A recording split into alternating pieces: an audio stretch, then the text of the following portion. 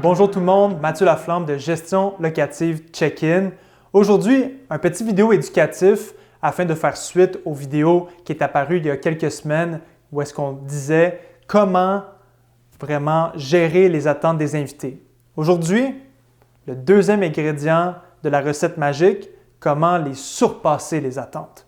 Il y a plusieurs choses qu'on peut faire progressivement à partir du moment que l'invité réserve jusqu'à après son séjour pour s'assurer d'avoir un commentaire 5 étoiles, puis pourquoi pas réussir à avoir une deuxième visite de cet invité-là la saison prochaine ou l'année prochaine.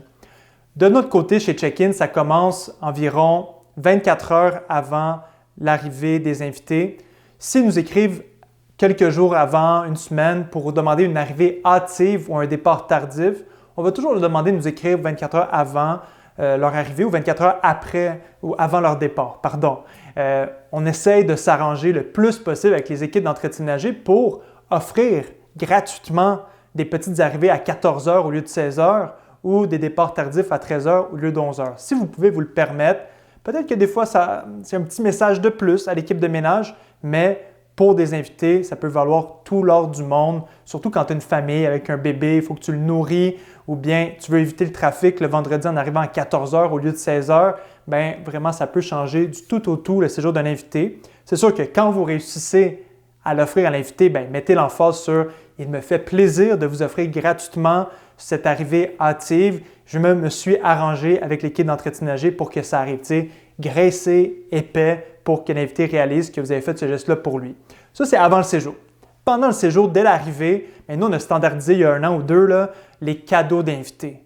OK? Mettez-les pas dans vos photos Airbnb, vos cadeaux d'invités. Il faut que ça soit une surprise. Je répète, le but du vidéo, c'est de surpasser les attentes des invités. Ça peut être une bouteille d'alcool, mais il faut faire attention. Hein? C'est rendu qu'en 2023, il y a beaucoup de monde qui n'en prennent pas d'alcool, les femmes enceintes, pour des raisons religieuses. Nous, à cause que j'ai une dent sucrée, on encourage l'économie locale en achetant un caramel, fleur de sel à l'érable avec un miel chocolaté puis des petits bonbons à l'érable. C'est agréable pour les invités puis c'est sûr qu'ils vont le consommer pendant votre séjour au déjeuner le lendemain matin. Ça commence bien.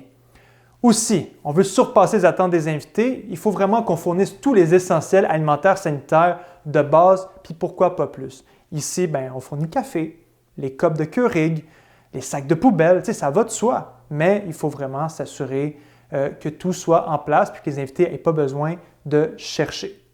Après ça, on se dirige vers le départ des invités. Je ne vais pas me répéter, mais pourquoi pas offrir un départ tardif à ceux-ci si on peut se le permettre. Et la cerise sur le sundae, afin d'obtenir un commentaire 5 étoiles, c'est de le demander tout simplement 24 heures après le départ des invités. Nous, on envoie toujours un message automatisé le matin du lendemain de leur départ en leur disant « Nous vous avons laissé un commentaire 5 étoiles. Voici un code promotionnel de 10 pour un prochain séjour chez nous dans les prochains 12 mois.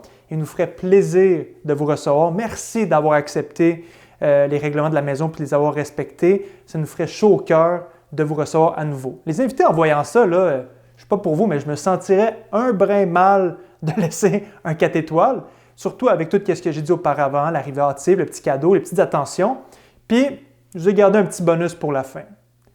Après la première nuit des invités, faites un message automatisé sur Airbnb qui dit tout simplement « Hey Johnny, comment s'est passée votre première nuit? Est-ce qu'il y a quoi que ce soit que je peux faire pour améliorer ton séjour? » Ça, c'est mon petit bonus pour vous. Chez Check-in, on le fait systématiquement dans la langue de l'invité. Il n'y a pas l'impression que c'est un robot. Si vous ne croyez pas que vous avez le temps de faire ça, c'est peut-être le temps de penser à déléguer à un gestionnaire afin d'atteindre une réputation de 4,9 étoiles et plus. Nous, chez Check-in, 4,9 étoiles sur 5, une centaine de propriétés sous gestion à cause qu'on a des processus en place, puis on a du temps et des gens pour s'occuper de vos invités. Au plaisir de vous parler bientôt de votre projet de chalet ou de votre hébergement touristique urbain Airbnb. Visitez notre site internet au www.teamcheckin.ca. On va le mettre dans la description en bas, un lien direct pour remplir un formulaire afin d'estimer gratuitement vos revenus locatifs.